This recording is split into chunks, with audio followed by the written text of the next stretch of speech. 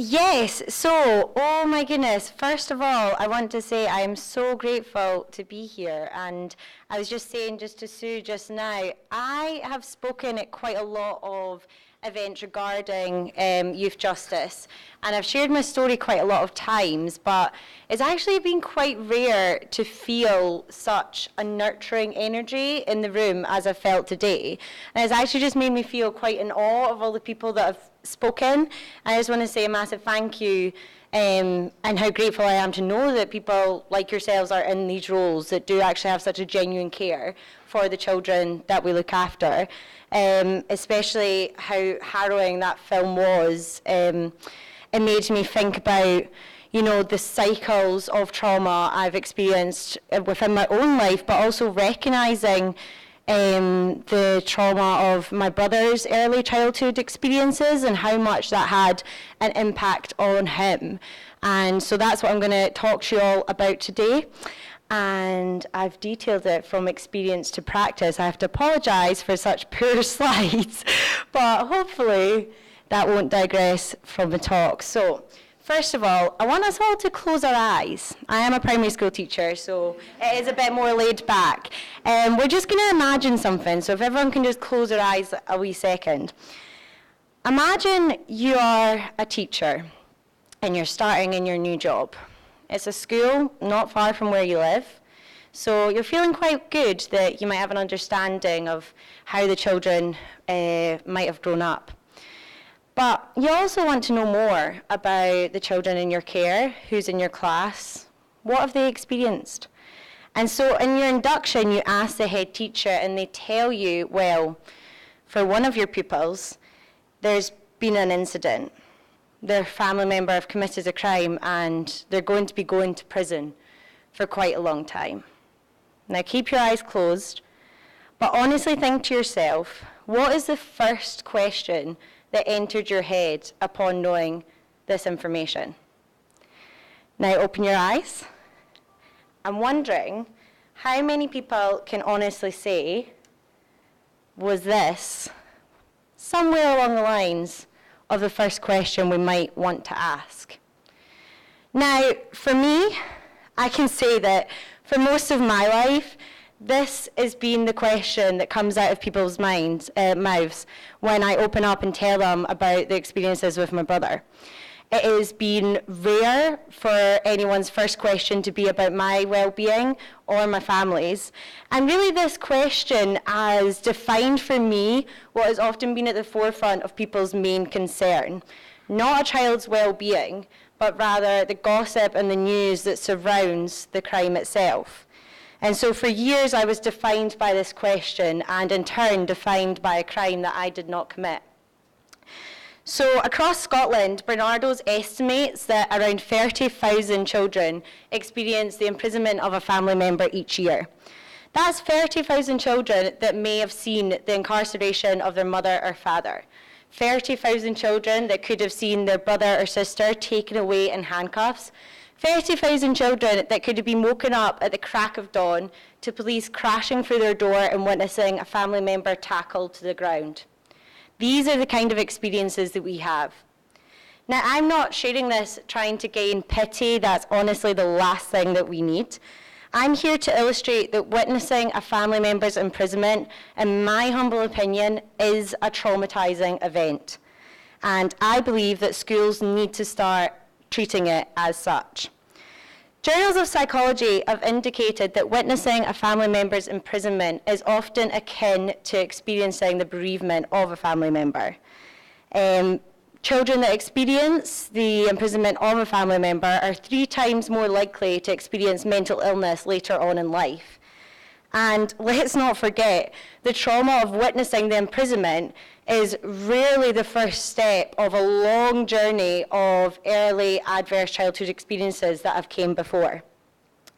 I'm here today also, as Sue pointed out, as a primary school teacher in the North Edinburgh area of Pilton, primary 2 teacher, and many of the children in our care, in our school, are actually experiencing the same kind of adverse childhood experiences we have all discussed here today.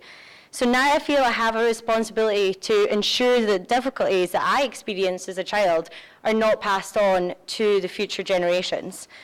I have the opportunity to share with you some of my thoughts on how we as practitioners and people with an interest in children's well-being can ensure that we support children with a family member in prison to really be empowered beyond this one experience and not allow it to define their lives. And so, 1, change our language. 2, offer practical support. And 3, create connection. And I have to say, I hope that no one found me rude when they were speaking. I was just so in awe of everything that was being said. I made about 1,000 different notes agreeing with what everyone has said before me. So yes. So, changing our language. There's one thing I really want to highlight when speaking about what I mean by changing our language. The way we speak about prisoners directly affects the children experiencing family imprisonment. Now, this is really key, so can we all just say this sentence together, possibly? We can try, it might be a bit awkward, but let's go. The way we speak about prisoners directly affects the children experiencing family imprisonment. Yeah, I'm sorry to make you do that weird chanting thing. But I just really want to say this because some people in my life have really found this difficult to conceptualize how talking about prisoners actually impacted me and impacts other people that are connected to those prisoners. So let's really break that down. I'm sure we'd all understand that our sense of identity is strongly linked to the people that we are connected to as children. A sense of pride in our immediate family can create a sense of belonging and safe attachment and grounding that allows for us to have a life in which we are secure in ourselves. Take that pride away and replace it with guilt and a sense of shame surrounding a family member, and what you're doing is you're embedding a sense of insecurity in a child that may take them an entire life to overcome. Over the years, I've lost count of the amount of people that want to tell me in great detail sometimes how prisoners are scum, how they deserve to be locked up for life, and often actually different ways in how we should bring back capital punishment. Now, I don't want you going away thinking, who are these people? How could they have such ideas? Because these people are not without access to information on criminal justice. These people have been support workers, they have been teachers, they have been politicians. And let's not forget what the Daily Mail might say on this all. So what I want to highlight is just that by this constant overwhelming emphasis by society that your family member is worthless, it embeds the idea that you yourself could be worthless. And what that does, in my experience and what I've seen in others, is either sends children on a path of embedding that idea within their mind and so saying, well, that's what I have to accept. Accepting the label that society has given them and going down the same cycle of what they believe is inevitable, unhealthy behaviour. Or you have a situation that I was agreeing with Carol, who I think touched upon, in that you go down the opposite route of trying to almost prove to others that you can keep it all together in this facade of perfection, almost fighting against something that you really were given much too early in your life. And I think it's very clear that we have to make a distinction that no one side is better or worse. They are both people trying to cope with adverse childhood experience and perhaps toxic stress, and that perhaps they cannot separate them both so much.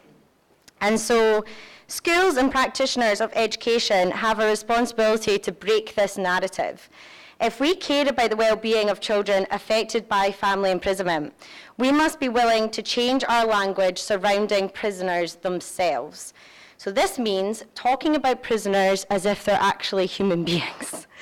It also means having the courage to explicitly talk about the criminal justice system within our schools and actually having that language within the curriculum. And this was addressed at our own table. We were talking about how so many professionals within education perhaps don't feel equipped to quite know how to talk about these things with children. I myself have just recently completed teacher training education, and I can say that within our year-long postgraduate degree, there was no discussion of the effects of family imprisonment with the future teachers within our area. And I think this lack of support given to teachers in order to talk about it is having a direct impact on the children within their care. From my own experience, I can count on my hand the amount of times that teachers actually felt comfortable enough to even address the fact that my brother still existed. For most of them, it was just a denial of that whole aspect of my life in case they said something wrong. 7 years after my brother's incarceration, he finally came home, and it was at this point I felt that I really wanted to do something to bring some positivity out of what was an exceptionally dark period in my life. And so I contacted Families Outside, who are, as probably all of you are aware, Scotland's national charity supporting prisoners' families. And it was there for the first time that outside my family, someone spoke about my brother as if he was a human with hopes and dreams, just like the rest of us. And Sarah Roberts, who used to be the family support worker at Families Outside, who I'm massively indebted to, she said to me, "Your brother did a bad thing, but it doesn't make him a bad person." And that statement literally changed my life and actually freed me from a lot of the shame that I'd been internalizing for nearly 10 years. And let's not forget, offering practical support. So when all of this happened, I was a 13-year-old child.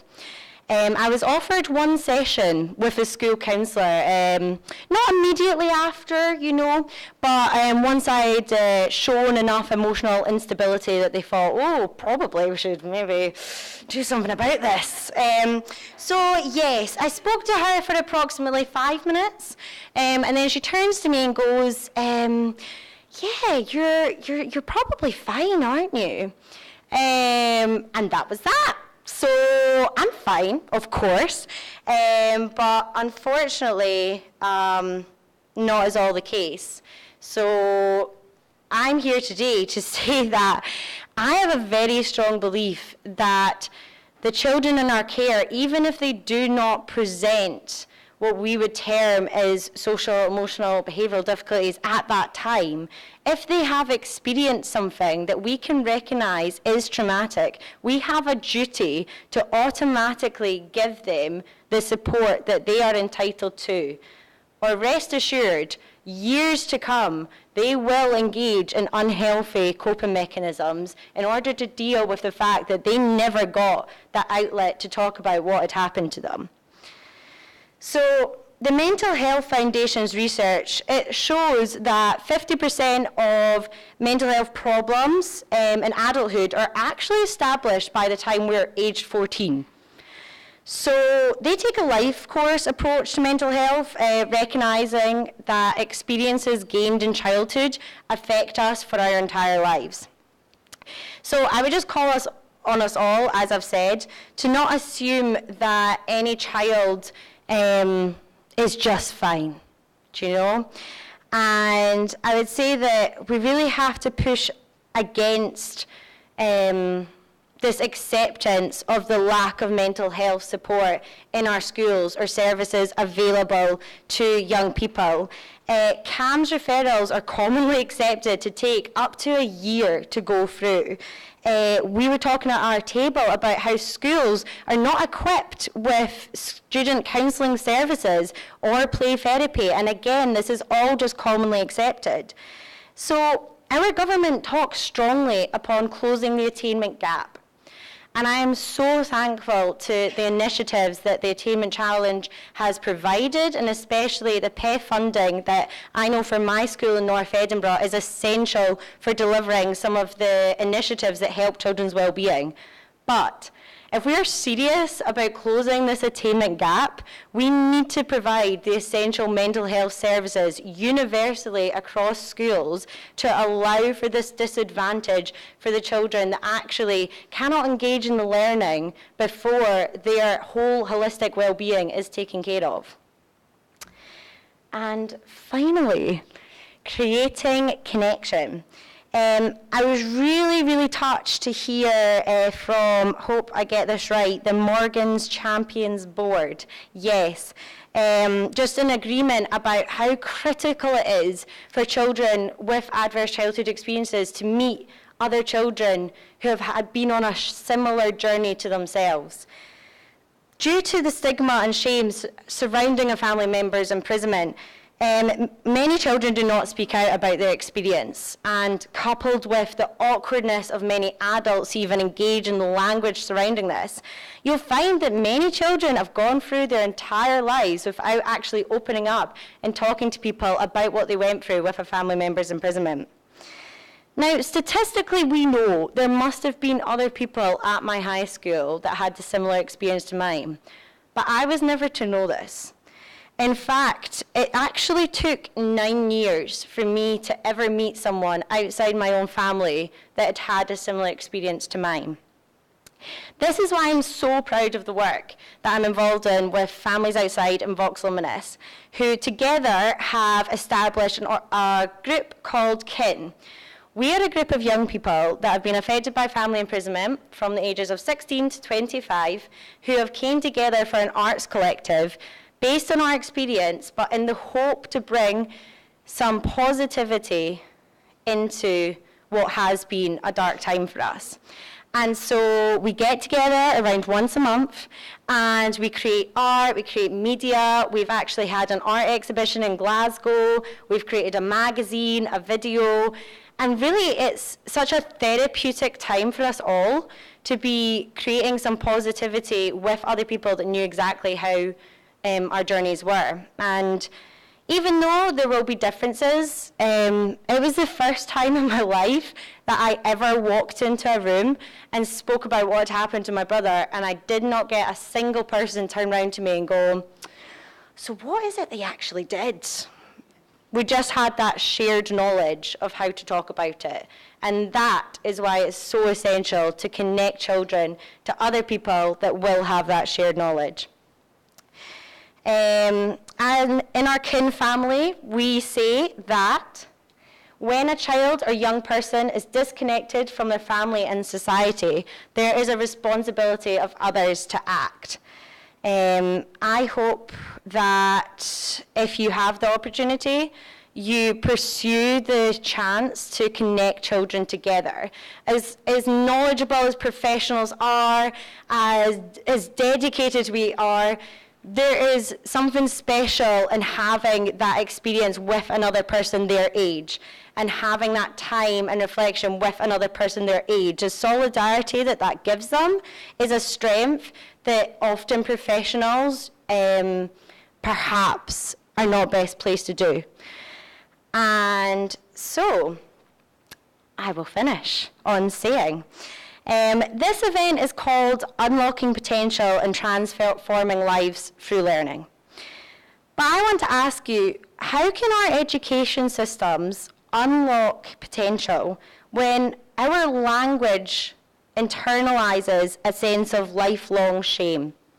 How can we transform lives without putting in the funding to address mental health challenges that these children face?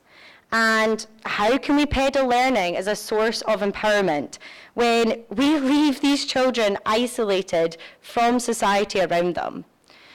As I said, I've spoken at a lot of events surrounding criminal justice, and I have shared my story lots of times, and it is rare that I see a lot change from those in power. Unfortunately, to work in education is to recognise the constraints that we all work against in terms of funding, in terms of politics, and even in terms of the media. But I hope, however, that you've taken something from my talk, that you feel brave enough to now go back and immediately implement without worry or fear. And I hope I leave you with the knowing that all of your actions that you take today to further yourself for the well-being of a child affected by family imprisonment has a lasting impact on their lives and indeed their potential. And so I hope that I have given you influence to know that we can stop the cycle of trauma by healing ourselves and then going forward to heal others, and that you can be the difference in unlocking the potential in young people affected by family imprisonment. So, thanks.